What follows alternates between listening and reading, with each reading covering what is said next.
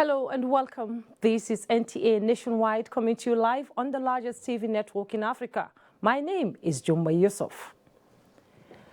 The Federal Executive Council meeting scheduled to take place on Wednesday, October 3rd, 2018 has been postponed.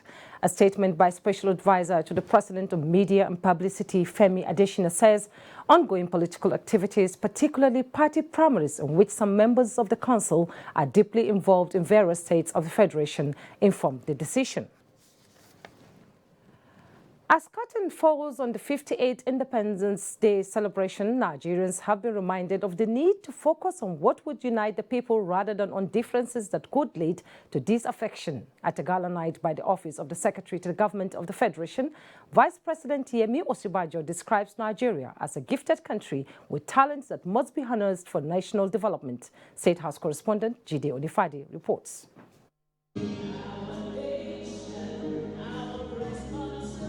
The theme of the 58th Independence Day celebrations is harnessing our diversity for national development. And in his remark, Vice President Yemi Osinbajo says Nigerians across the globe are known for greatness. The Vice President also speaks of the people's determination to succeed.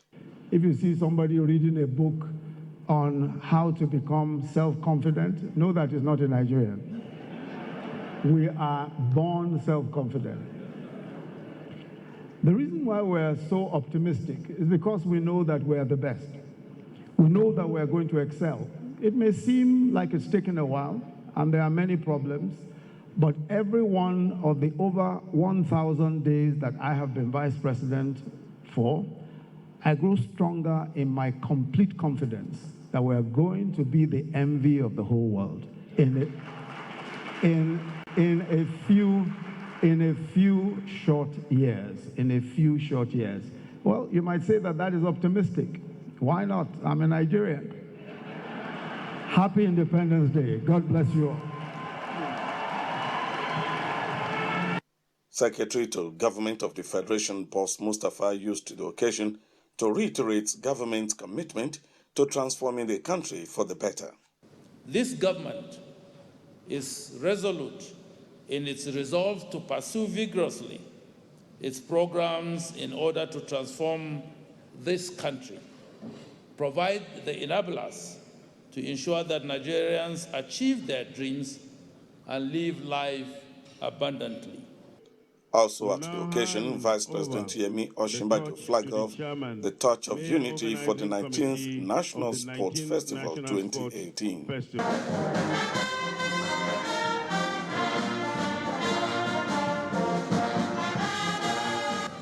We are one nation, one country, put together by God Almighty, and we should love each other, work together to uplift this great nation. A change, we have been seeing a glass as half empty. We have to begin to see our glass as half full. So we just need to come together and let our diversity be our strength.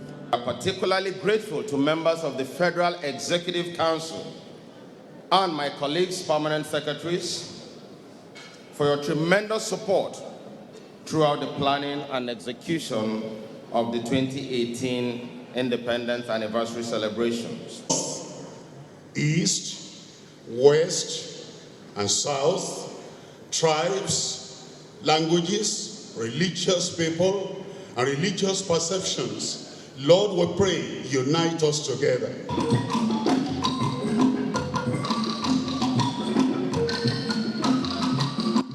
The night brings to an end the week-long activities organized by the Office of the Secretary to the Government of the Federation in commemoration of the 58th Independence. From the banquet hall of the State House, Jide Onifade, NT News. For Nigerians living in the United States, the nation's 58th Independence anniversary provided them a moment of pride and recognition as the green-white-green flag was hoisted in the town of Hampstead in the state of New York. Foreign Desk correspondent Makut Samun Masham reports. For the first time in the history of the largest town.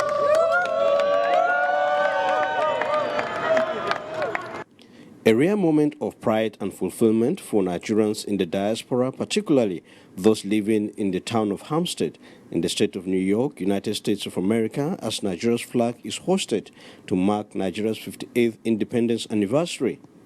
Nigeria's Consul General to New York, Ben Okoyen, and Senior Councilwoman Dorothy Goodsby presided over the event. The United States and the town of Hempstead are more diverse, culturally rich because of the contribution of our Nigerian society. We are proud to celebrate those contributions here today.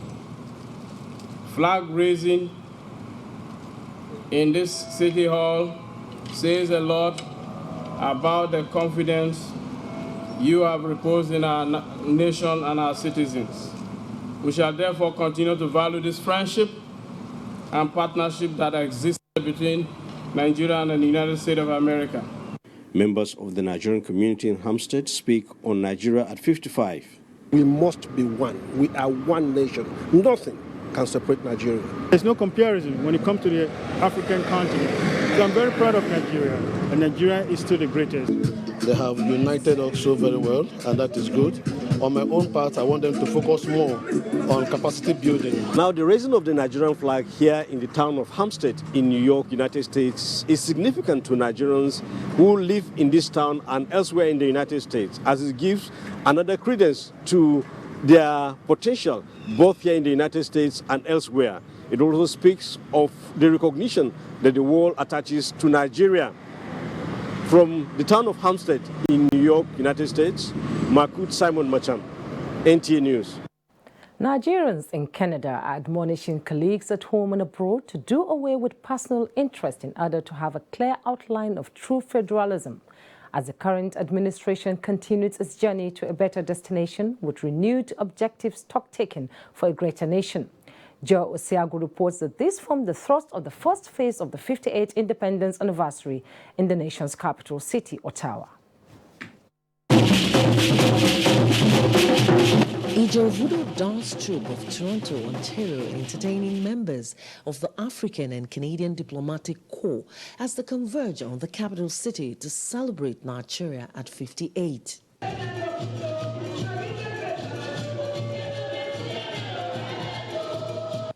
Leading the team of celebrants, Nigeria's High Commissioner to Canada was quick to remind the guests that as Nigeria consolidates its economic and political well-being, developed economies should take advantage of the nation's open and vibrant economy that now thrives on the requirements of global best practice with enormous promise for investors. The general consensus by Nigerians and the Canadian representatives is that Nigeria's democracy is on course. What I think is most important is prudent management of resources and proper accountability.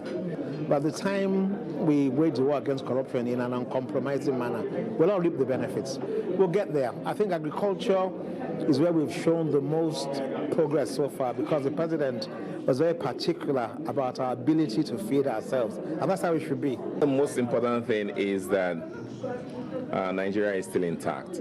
Contrary to some of the analysis by social scientists, political scientists who thought that our journey to democracy was sooner than later going to be doomed. Nigeria's democracy is still the biggest in Africa. When Nigerians disagree, eventually they agree. And that is the beauty of democracy. Now you can see what is happening with people moving from one party to the other. Primaries are taking place now. And when they finish, everybody is happy. Let's begin to see 70% participation. Let's begin to see, those who are not performing being recalled from office. I think that is the kind of maturity and participation that we would very much welcome in Nigeria. Earlier, the Nigerian flag was hoisted at the Ottawa City Hall to stress the importance of the nation to Canada, while reassuring that the bilateral relations between both countries will continue to grow stronger. Joy Osiagu, NTA News. Nigeria's struggle to independence came to fruition when on October 1, 1960, it became a sovereign state. Timothy Yusuf in this report takes us through the country's journey to nationhood. Nigeria's independence in 1960 ushered in the First Republic with Northern People's Congress (NPC), led by Sir Ahmadu Bello, National Council of Nigeria and Cameroon's NCNC, under the leadership of Dr. Nnamdi Azikiwe, Action Group AG, led by Obafemi Awolowo, and Northern Elements Progressive Union (NEPU), with Malam Aminu Kano as its figurehead as dominant political parties. These parties were in control of their regions. The Ahmadu Bello-led MPC was in firm control of the north, the same way Azikiwe's NCNC held sway in the eastern part of the country, while Awolowo's AG was in charge of the western region. The parties did well for their regions in such areas as infrastructure, education, and commerce. But there were challenges of nationhood which lie heavily on the regional tendencies of the parties in their individual control. For many political observers, the central government somewhat seemed to subordinate the regions. The first major challenge of journey to nationhood was the 1963 political upheaval and crisis. As the years went by, the first military interregnum came up, during which the political crisis resurfaced, leading the country into civil war. The situation halted the country's political development for a period of 3 years, during which the civil war lasted. My advice to these young people is please do not take us back to those harrowing days. You probably do not know what it is. I believe we have fought one civil war too many in this country. So those who experience it will run away from it. I will urge and advise our younger generation to use talent and brain to sort out problems, not arms. The military government continued till 1979 through its own checkered reign, which brought in the Second Republic. At the demise of that republic, there was another 15 years of military incursion into the nation's political history, after which democracy resurfaced in Nigeria in 1999 with the Olusegun Obasanjo's administration. From 1999 to date, with President Muhammadu Buhari at the helm of affairs, democracy in Nigeria has had its challenges and vagaries of operations. However, in spite of all this, the experience over the years has shown a ray of hope to Nigerians as a nation that democracy has come to stay, with the people having a greater part of stakeholdership in all sectors of the economy. It was 58 years and we've had our ups and downs, but clearly the future is bright. Really, when you consider that this is a nation made up of so many ethnic groups, so many interest groups, I must say we've really tried. It's not easy. It's been wonderful. Nigeria, like every other nation, has our own challenges, but I see us moving past all of those challenges if we decide to work together as one. In spite of challenges of nationhood still ahead, Nigerians are, however, confident that the system will work for the good of the people, especially in the face of the landmarks being achieved by the Buhari administration. No system is perfect, but actually Baba has already contributed a lot. If you check for the past how many years, we cannot gather like this. We will be afraid, but as for now, we really thank God and we are happy for that. Nigerian challenges cannot be solved in one day. We need time. We need patience. In Abuja, Timothy Yusuf, NT News. Nigerians have been reminded of the need to understand and appreciate the magnitude of challenges facing the country and also actively contribute to addressing them. This was high point of the views expressed by guests on NTA's flagship program, Good Morning Nigeria. Oyeyemi Ajayi has the details. Discussing Nigeria in the eyes of the world at 58 years, these international relations experts expressed their diverse views about the journey so far on the country's foreign affairs policy, while emphasizing that the foreign policy of any country is determined by the internal policy actors.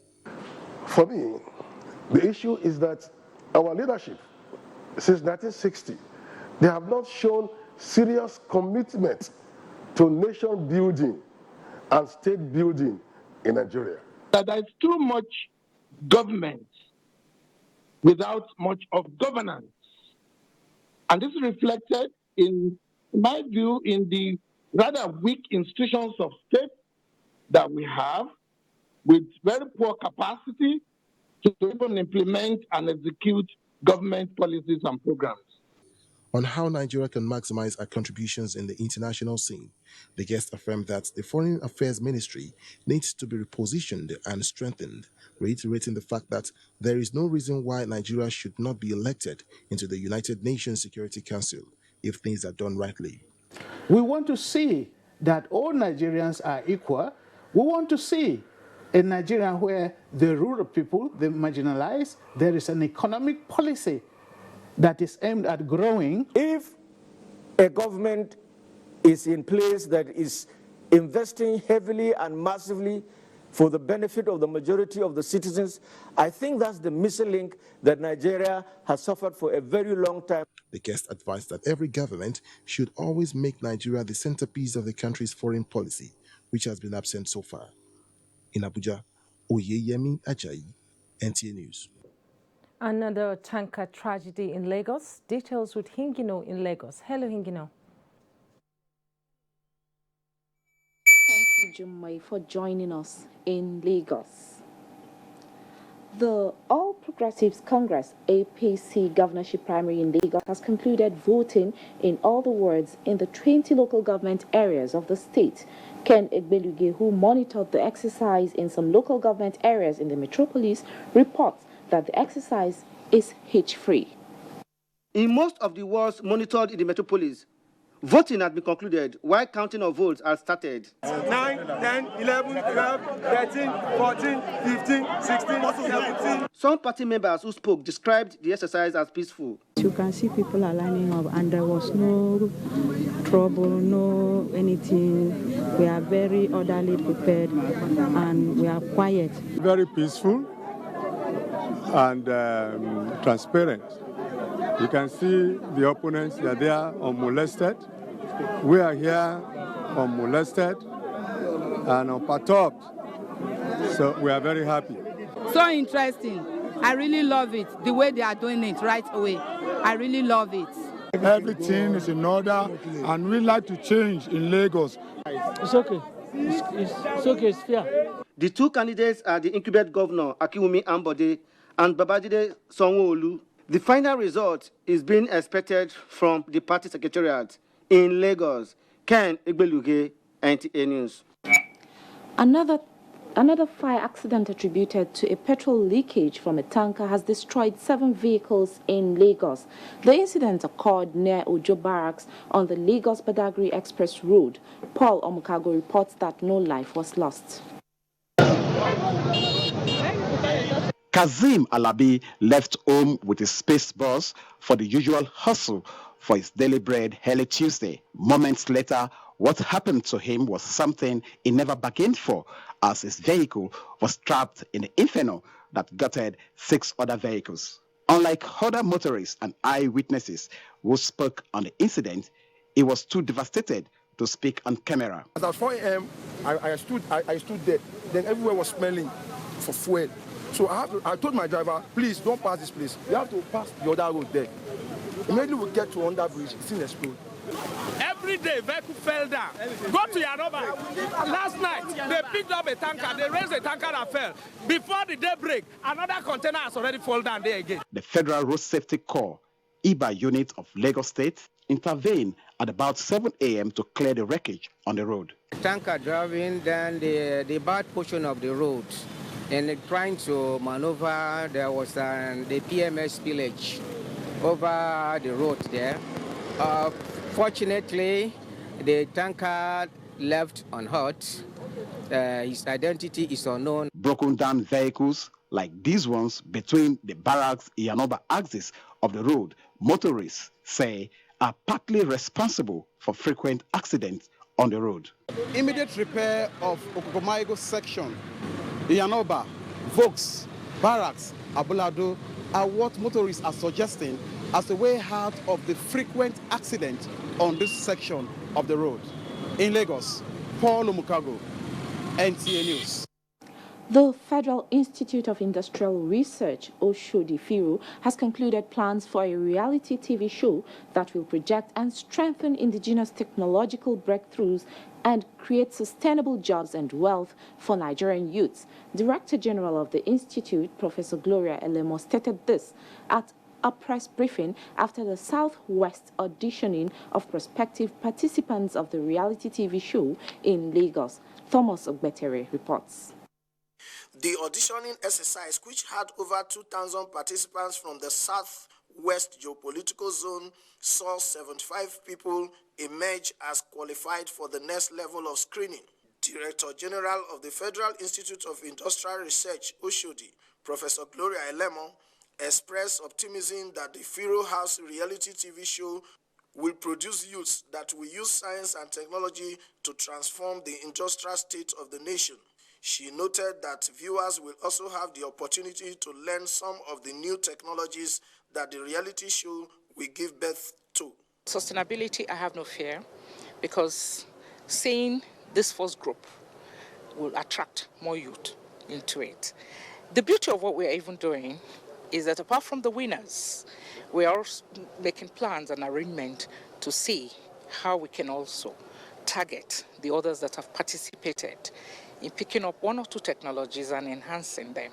Being fired doesn't mean you're going to stay back and then still go through some of those training with them outside the house, because everyone that qualifies to be in the house, they are going to be set up. So this program will now improve my product and make it better, and it could stand international standards. We want to bring in new technology. There are a lot of equipment that we need to invest on and several other things. The auditioning and screening exercise will move to other states like Kano, Anambra, and the Federal Capital Territory, Abuja. Only 21 housemates are expected to make it to the house, and they are expected to spend 8 weeks in the house eventually. In Lagos, Thomas Ogbetere, NTA News. That is the much we can take from here as we join Vivian in our Port Harcourt studios for more on Nationwide. Hello, Hingno. A very warm welcome to NTA Port Harcourt. In keeping with its resolve to contain economic sabotage in Rivers State, the Nigerian Security Civil Defense Corps, NSCDC, has paraded 54 suspects arrested in connection with illegal bunkering. State Commandant NSCDC Mohammed Lawal Haruna disclosed that the arrest was made possible through interagency synergy. Diankume Ulolo completes the story. The 54 suspected oil bunkers were arrested at different locations within the coastal line of the state. 170 drums containing adulterated diesel, 12 trucks and 3 speedboats used for illicit business were arrested at different locations. Other items include 2 buses, 1 sports utility car loaded with adulterated diesel, 1 barge and a vessel. We cannot rest on our oars unless we are able to bring all these people to book or bring oil theft and pipeline vandalism to the barest minimum. State Commandant NSCDC Rivers State said the suspects and exhibits will be treated according to the provisions of the law. Meanwhile, 40 of the 54 suspects arrested are currently facing trials in court and will be convicted if found guilty. In Port Harcourt, Yanukume Ulolo, NTA News. Still security, the Nigerian Navy ship NNS Pathfinder Port Harcourt has apprehended 14 suspects allegedly involved in illegal transloading of petroleum products across 3 locations within Port Harcourt metropolis. Kingsley Amadri reports that the products have been handed over to men of Nigerian Security and Civil Defense Corps NSCDC for prosecution. The men of the Nigerian Navy, in their continuous surveillance within the state maritime domain, raided 3 hideouts where the suspects were carrying out their nefarious activities. At Marine Base, men of NNS Pathfinder arrested 9 suspects who were transloading crude oil into 6 waiting 33,000 liters petroleum trucks, while 1.9 million naira cash was recovered from them. 1 suspect was picked up at Rumolumini waterfront, while another 3 syndicates were arrested at Eleme for transloading automated gasoline oil, popularly known as diesel, from wooden boats into petroleum tankers. The outcome of the preliminary investigation led to this handover in line with the harmonized standard of operation for security agencies. The 14 suspects, 12 wooden boats with products and 9 trucks were detained to enable the base conduct preliminary investigation.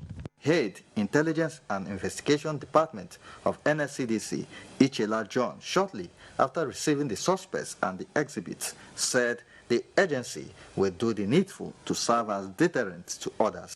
As at the time of this report, the NSCDC's officials have taken over the suspects and the exhibits. In Port Harcourt, Kingsley Amajiri, NTA News.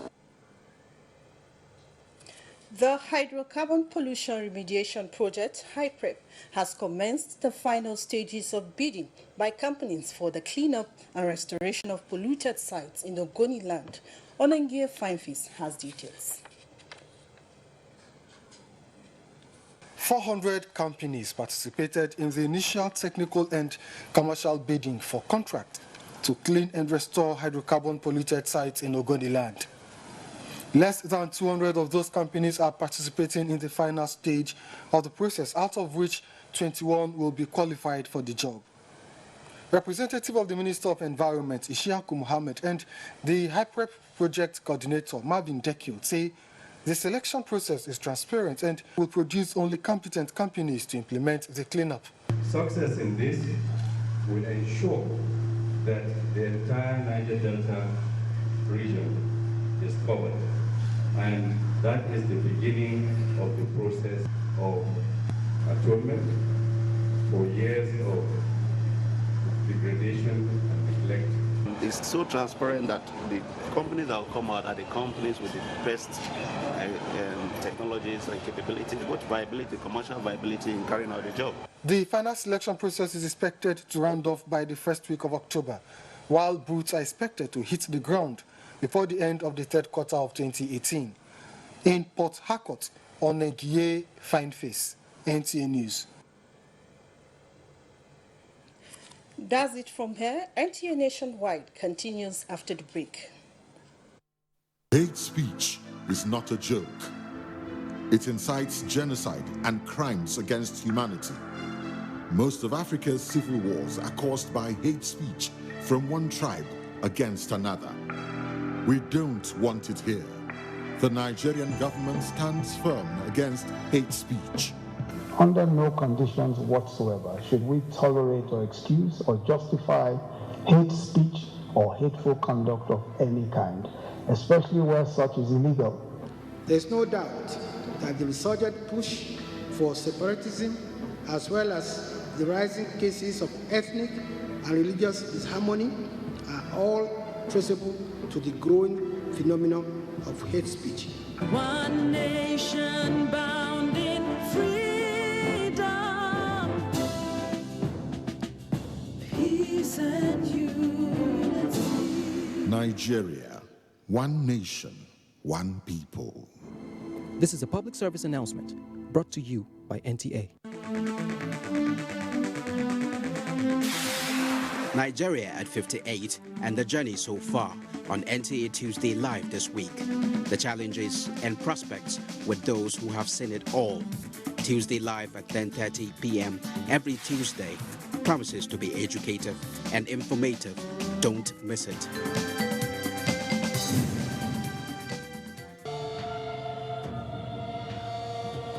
For years, the NTA has been promoting science, technology, arts and crafts under the tagged name National Children's Expo. We are set with another edition as we gather children around Nigeria, junior category ages 6 to 12 and senior category ages 13 to 18. The theme for Expo 2018, achieving self-sufficiency in agriculture, meeting the challenges of security and exposition of alternative energy as pathways to national development. Date, October 21st to 25th, 2018. Venue, NTA Headquarters Arena, Area 11, Garki, Abuja. We are set to celebrate the best of innovation across the country. For more information, please call the following numbers. NTA ETV, promoting learning. Zuma Film Festival 2018 Abuja. Theme, Archiving for Creativity, Date, December 1st to 7th, 2018. Featuring film screenings, master classes, special tributes, NFC Annual Film Lecture, NFC Annual Essay Competition Awards, special national and state days, Lifetime Achievement Awards, and Zuma Film Festival 2018 Awards. Submission of entries for non-competition, competition and screening is ongoing and closes September 30th, 2018. All entries should be forwarded to the festival director, Zuma Film Festival Nigerian Film Corporation, headquarters in Jos, and or its zonal offices in Abia, Lagos, Kano, Asaba, Yola, and Abuja, or through the Film Freeway online platform, www.filmfreeway.com. For further inquiries, call 0033146842, 08052728321, or 08063390420, or visit the website www.zumafilmfest.gov.ng. Zuma Film Festival 2018. December 1st to 7th, Abuja, Nigerian's foremost film festival. These days, people get their news and information from more media sources than ever before.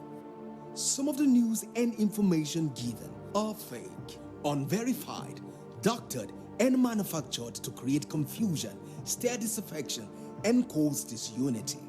Before you believe or share any news, ask yourself, is this real?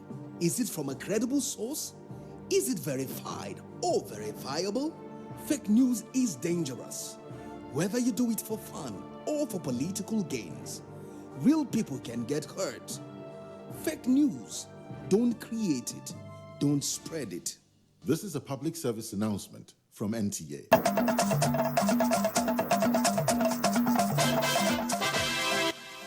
Welcome back. Governor Abubakar Atiku Bagudu has emerged the All Progressive Congress gubernatorial election candidate in Kebbi State. Correspondent Usman Abdullahi Shehu reports that Governor Bagudu gained another opportunity to contest in the 2019 election through affirmative declaration of 3,818 APC delegates in the state. 3,818 All Progressive Congress delegates from 21 local government of Kebbi State expressed support and affirmed Governor Abubakar Atiku Bagudu as the candidate of the party to contest in 2019 gubernatorial election in the state.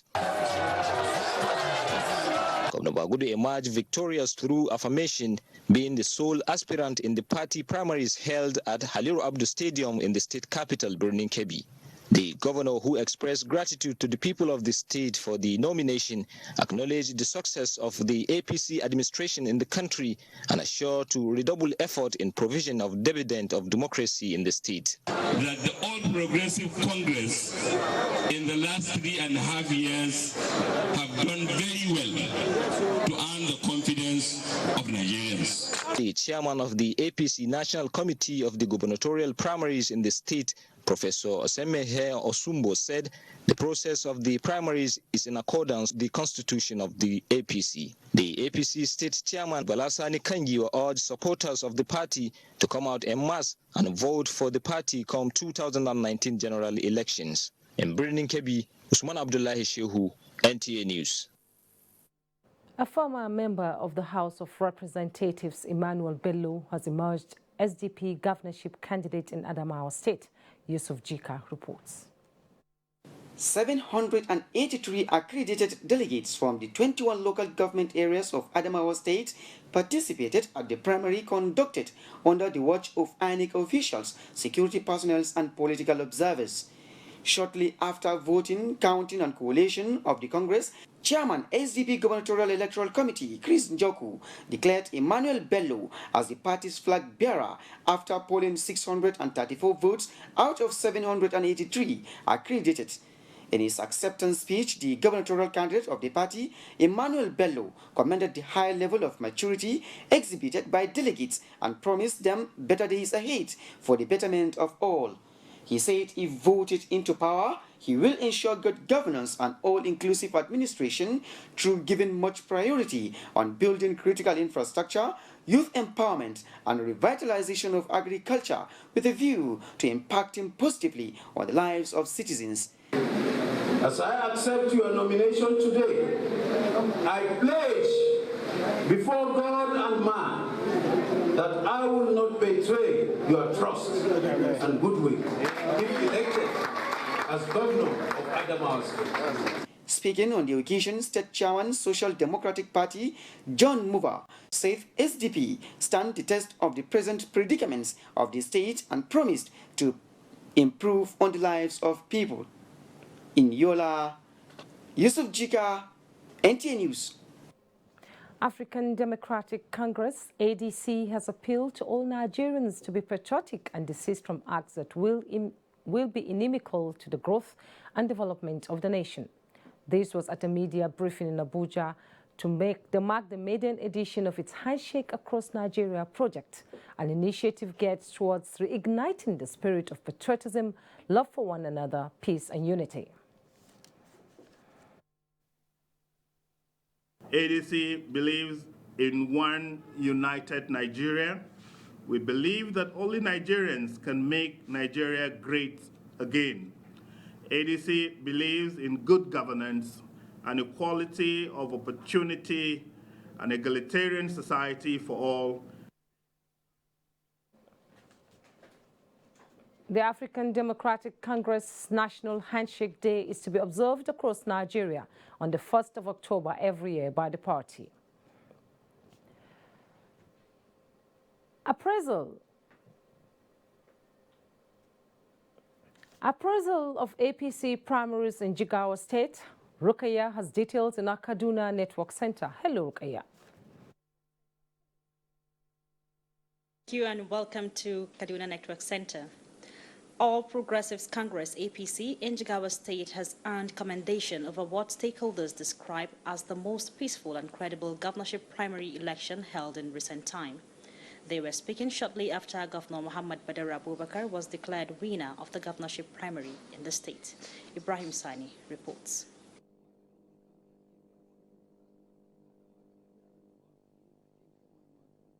Success was recorded during the just concluded APC governorship primary election in Jigawa has direct bearing with proper coordination, adequate preparations, as well as the synergy between stakeholders that earned the process commendation. You can see how the delegates are happy and calm, and everybody is voting, and this is quite interesting. One may not be wrong to attribute the credibility of the exercise with the conduct of the coordinators, whose commitment and doggedness in complying with all electoral laws led to the greater outcome, as attested to by both delegates and the key players. People are happy, it's orderly, people are casting their votes, and the system is very transparent. We have gotten the cooperation of all stakeholders, the party at the local level, the contestants and their agents, and then the panel that was sent to Abuja, and the local organizing committee. INEC was also present and impressed by the conduct. INEC as an authority of election, we are here to supervise the conduct of these primaries. 8 candidates are aspiring for senatorial seats under the umbrella of All Progressives Congress, APC. From Dutse, Ibrahim Sani, NTA News. A group of youth in Kaduna State has resolved to support the re-election of President Muhammadu Buhari, pledging 2 million votes for the president in the 2019 general elections. The youth made this known at an APC stakeholders forum. Muhammad Umar Ajingi reports. The forum brought together young professionals and emerging leaders to break barriers against youth in leadership in Nigeria, with a view to bringing positive change. The group of young minds commended the Not Too Young to Run initiative, appealing for more opportunities in governance. Youth leadership barriers abound, and they include institutional barriers, such as cultural discrimination against women. Governor Nasiru Ahmed El-Rufai says the APC government will continue to ensure that credible and patriotic young Nigerians get access to political power for fresh ideas to move the nation forward. The governor at the forum inaugurated APC Youth's Mobilization Platform tagged APC Lungu Lungu, a grassroots program and a website to engage electorate on government activities. In Kaduna, I am Muhammad Umar Ajingi, NTA News. Away from political matters, now agriculture. Rice farmers in Kano State are scaling up production to check importation and strengthen value chain to promote local milling and padding cultivation in line with the present administration's policy on homegrown rice. Muhammad Rabiu Ali reports that the farmers arrived at this during a strategic meeting which will enable them increase rice production. He reports. For the commencement of every year harvest of paddy rice in Nigeria, stakeholders meet to fashion out ways of bringing new methods to milling companies' rice value chain. This meeting in Kano is in line with the impetus provided by the federal government policy of agricultural transformation agenda. Stakeholders believe that streamlining the integrated centers established across the country that produces rice will assist in timely distribution of certified seeds. Other areas of integration include free distribution of rice farming booklets, advisory of pre-harvest and post-harvest quality management, and free training of rice farmers. All the farmers they motivated almost our youth to go back to farm since before the inception of the government. The meeting brought together farmers from rice-producing states of Adamawa, Taraba, Benue, Niger, Jigawa, Kano, Kebbi, Sokoto, Zamfara, among others. Muhammad Rabiu, NT News. And those are our contributions from Kaduna. It's over now to Kemi in Ibadan. Rokoya, and welcome to Ibadan. Stakeholders in the electioneering process have met in Okiogun area of Oyo State to discuss how to ensure and sustain free and fair elections across the country. The Independent National Electoral Commission, INEC, convened the meeting to consolidate democracy in Nigeria. Correspondent Goke Alomage was there. Key players in election in Okeogun zone focused on the level of preparedness by INEC and various issues peculiar to elections, ranging from vote buying to confusion on election timetable. Emphasis was laid on non-collection of permanent voter cards, PVC, with Oyo State ranking second with the largest number of unclaimed PVCs. Stakeholders were urged to synergize with the Commission in ensuring that eligible voters exercise their franchise in a peaceful manner. We don't need to hand over everything to INEC. INEC only cannot do it. Even in the area of sensitization, stakeholders should not leave everything to NOAA alone. Our political party should inculcate the understanding of principle of party system. Ensure that your people understand what it means to engage in the process. Participants at the event called for more voters' education to reduce the high number of invalid votes during elections. They should try to make pilot paper to be more elaborating and bold enough, and have enough where the people will be able to thumbprint at the appropriate place. In line with the Commission's timetable, presidential and National Assembly elections will hold on February 16, 2019, while governorship and state assembly elections will hold on 2nd of March 2019. In Ibadan, Goke Alamoge, NTA News. 64 rivers and blocked drainages across Oyo State have been dredged as part of efforts to prevent flooding. Commissioner for Environment and Water Resources Isaac Ishola said this during sites tour to dredged rivers within Ibadan metropolis. Ayomiko Ajibola has more. With the development objective to improve the city of Ibadan flood resilience by strengthening risk identification and response and undertaking flood risk mitigation, the Ibadan Urban Flood Management Project, in conjunction with Oyo State Ministry of Environment and Water Resources, have taken steps to prevent flooding in the state, to restrain activities that could block waterways and drains. I've been here for like 10 years, and I knew what I've been observing here, especially as per flooding, where the erosion will flood houses, take away properties. So we appeal to the government, and they came to our rescue promptly. Some people have been forced to leave the environment here because of the flood. Some people were forced to go and build another house. Even myself, I'm already building another house around here because of the problem caused by this flood. 76-year-old Eleyele Dam is also under massive rehabilitation to improve the dam capacity to hold more water and prevent flooding. We have to raise up the dam of 1.8 meters. So, who means raising up the dam means raising up the intake tower as well. These main efforts, coupled with the mercy of the Almighty God, have paid off handsomely by able to avert any major flood disaster in Ibadan this year, in spite of the frightening petitions. Over $200 million have so far been spent on dredging of rivers by the Oyo State government. In Ibadan, Ayomeku Ajibola, NTA News. Over 1,500 youths have benefited from Aje Ogunguniso Sustainable Free Computer Empowerment Training Program. The program, sponsored by the Olubadan of Ibadan land, Obasaliu Adetunji, drew participants from the 33 local government areas of Oyo State. Correspondent Shola Wahid reports. Unemployment is described by some stakeholders as societal menace. That is why efforts are being made to reverse the trend. As a way of contributing towards the reduction of unemployment in Nigeria, the Olubadan of Ibadan land, Obasaliu Adetunji Aje Ogunguniso I, organized a free computer training program for over 1,500 youths in Oyo State. The 5-week program is intended to empower the youth. The broad spectrum of the training program includes traditional cultural value restoration. So beneficiaries will continue to learn about vocations which are indigenous and traditional. Some of the beneficiaries commended the initiative.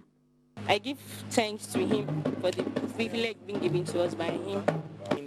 This opportunity has enlightened me more about computer. Oba Adetunji said his intention was to make the youth self-reliant. In Ibadan, Shola Wahid, NTA News. We now take another break for some messages. Nationwide continues after the break with Jume in Abuja.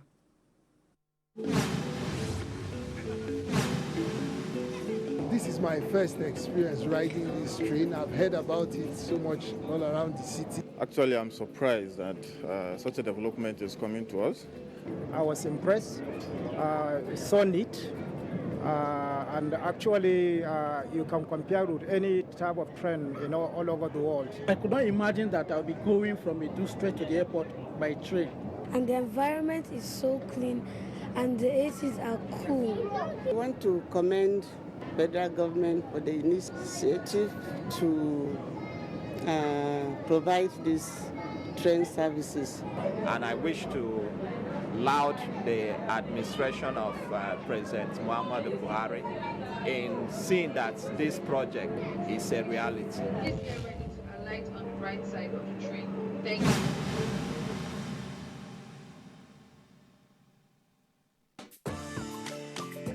Yeah, Modena.